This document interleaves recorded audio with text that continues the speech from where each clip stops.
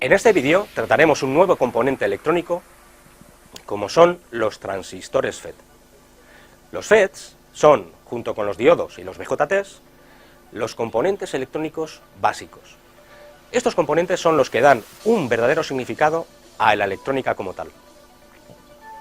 Los transistores FET deben su nombre al acrónimo en inglés Field Effect Transistor, o transistores de efecto de campo. Esto es debido a que gobernamos el dispositivo mediante el campo eléctrico generado al aplicar una tensión sobre él. Sus aplicaciones abarcan tanto sistemas digitales como analógicos. Su principal característica es que son dispositivos muy rápidos, es decir, pueden manejar señales de alta frecuencia. Por el contrario, la potencia que son capaces de gestionar no es muy elevada. Esta dualidad potencia-frecuencia es característica de todos los dispositivos electrónicos. Cuanto mayor es la frecuencia requerida, menor tiende a ser la potencia gestionada.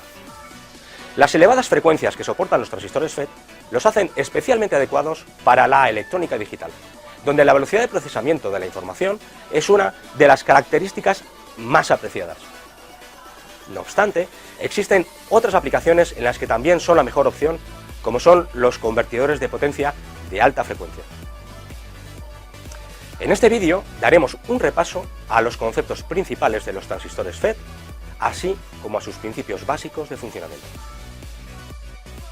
La estructura física de un FET consta de un material semiconductor básico que es quien define el canal del dispositivo.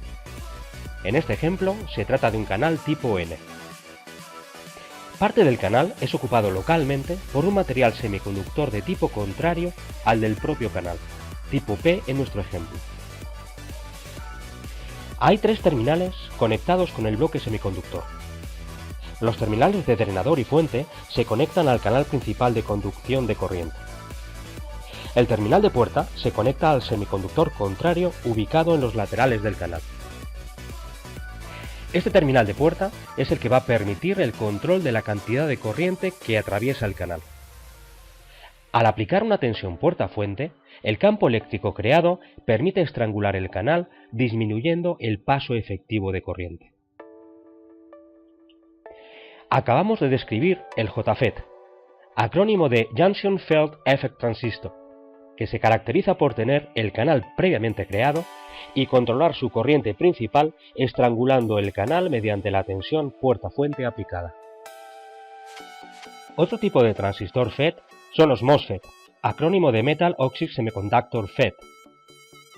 El principio básico de funcionamiento es el mismo que el JFET, aunque su estructura es diferente. Está compuesta de un sustrato, en este caso de tipo P, sobre el que se montará el canal de conducción, en este caso de tipo N. A diferencia del JFET, en el MOSFET el terminal de puerta no tiene contacto eléctrico con el bloque semiconductor, ya que está separado por una capa aislante de óxido de silicio, que es quien otorga el nombre al MOSFET. Vemos que, en este caso, el canal está por crear. Aunque apliquemos una tensión puerta-fuente, no existe circulación de corriente. Para crear canal, en este caso tipo N, debemos aplicar una tensión adecuada puerta-fuente, para este caso, tensión positiva. Como resumen, en un FET de enriquecimiento como el que hemos descrito, podemos gobernar la corriente principal mediante una tensión puerta-fuente, que crea el canal necesario mediante el campo eléctrico generado. De acuerdo a lo anterior, podemos clasificar los FETs de la siguiente manera. En base a su estructura física, podemos distinguir entre JFETs y MOSFETs. Los JFETs pueden tener un canal tipo P o bien tipo N. Dado que dicho canal ya está creado estructuralmente, estos dispositivos se denominan de empobrecimiento. Por otro lado, los MOSFETs también pueden ser de canal N y canal P. A diferencia de los JFETs, los MOSFETs pueden ser de enriquecimiento o de empobrecimiento, es decir, pueden tener el canal por crear o ya creado de fábrica. Veamos ahora los símbolos empleados para representar los transistores FET. En estos símbolos quedan representados sus tres terminales: drenador D, puerta G y fuente S. También vemos el canal ya creado en trazo continuo en el JFET, mientras que está por crear en trazo discontinuo en el MOSFET. La dirección de la flecha indica el tipo de canal, tipo N para estos ejemplos. Adicionalmente, el MOSFET tiene un terminal interno más que representa el substrato del componente. Para representar los FETs canal P, basta con invertir el sentido de la flecha. Otro aspecto importante es la tensión puerta-fuente a aplicar para gobernar el transistor. Si queremos crear canal N, necesitamos atraer electrones, por lo que aplicaremos una tensión positiva. Si por el contrario queremos estrangular canal tipo N, necesitamos hacer lo contrario, es decir, repeler electrones, aplicando una tensión negativa. El concepto recíproco se aplicará para crear o estrangular canal tipo P.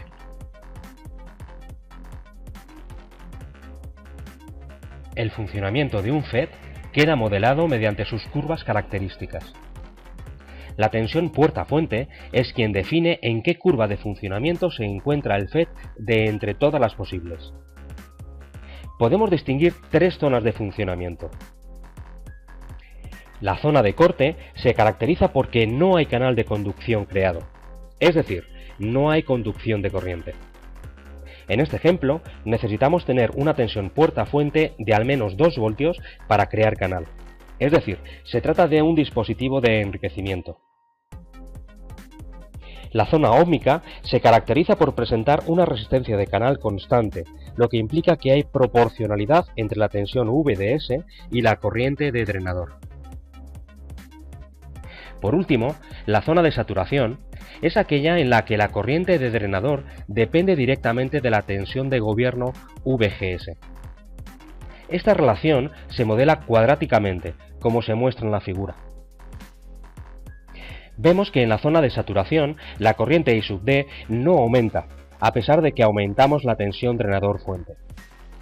Esto es porque el material semiconductor tiene ya todas sus cargas libres formando parte de la corriente, es decir, se encuentra saturado. Las curvas anteriores eran las correspondientes a un MOSFET de enriquecimiento canal N. Los conceptos que vimos en dichas curvas son comunes a todos los FETs y han de ser particularizados a cada caso. Por ejemplo, aquí podemos ver las curvas correspondientes a un MOSFET de enriquecimiento canal P. Vemos que el aspecto de las curvas es el mismo que para el canal N. Sin embargo, vemos también en este caso que los signos de las tensiones y de la corriente de drenador son los opuestos al caso anterior. Por último, veamos unos ejemplos de circuitos básicos con transistores FET. Este primer circuito se denomina de polarización fija. Vemos que se han conectado dos fuentes de tensión continua VGG y VDD. Dado que en un MOSFET la puerta se encuentra aislada, no existe corriente de puerta, por lo que podemos establecer la ecuación 1. Si suponemos que el MOSFET se encuentra en zona de saturación, entonces podemos considerar la ecuación 2. La tensión VDS podemos obtenerla a partir de la segunda malla del circuito, como muestra la ecuación 3.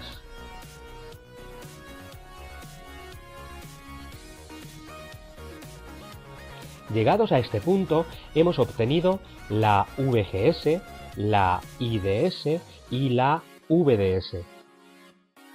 Únicamente queda verificar si se cumple la ecuación 4. De esta manera, confirmaremos que el transistor se encontraba realmente en saturación, como supusimos en la ecuación 2. Si esto no fuera así, se habría de repetir el proceso suponiendo otra zona de funcionamiento. Veamos otro circuito básico como es el autopolarizado. En realidad es el mismo circuito que el anterior, al que se le ha añadido la resistencia RS. De nuevo, la corriente de puerta es cero, lo que da lugar a la ecuación 1. En dicha ecuación se refleja la presencia de Rs. Si también ahora suponemos zona de saturación, podemos establecer la ecuación 2.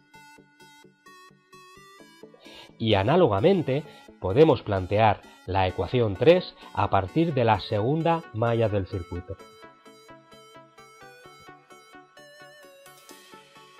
Llegados a este punto, nos podemos plantear si supone la presencia de Rs alguna diferencia conceptual en el funcionamiento del segundo circuito. Las características del MOSFET varían con la temperatura y el envejecimiento, lo cual se manifiesta en algunos cambios en la K y en la VGS-off de la ecuación 2. En el circuito de polarización fija, IDS depende directamente de K y VGS, por lo que tanto IDS como VDS se ven afectados por estos cambios. Por otro lado, en el circuito autopolarizado está más protegido frente a este efecto.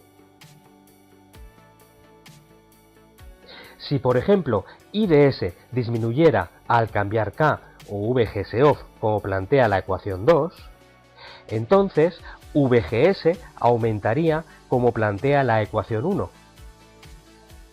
lo cual a su vez se opone a la disminución de IDS original volviendo a la ecuación 2.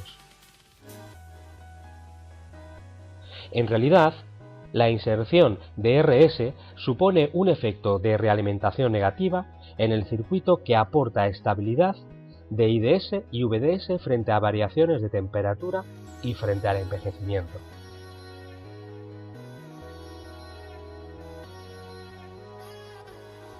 Con este concepto nos despedimos hasta el próximo vídeo.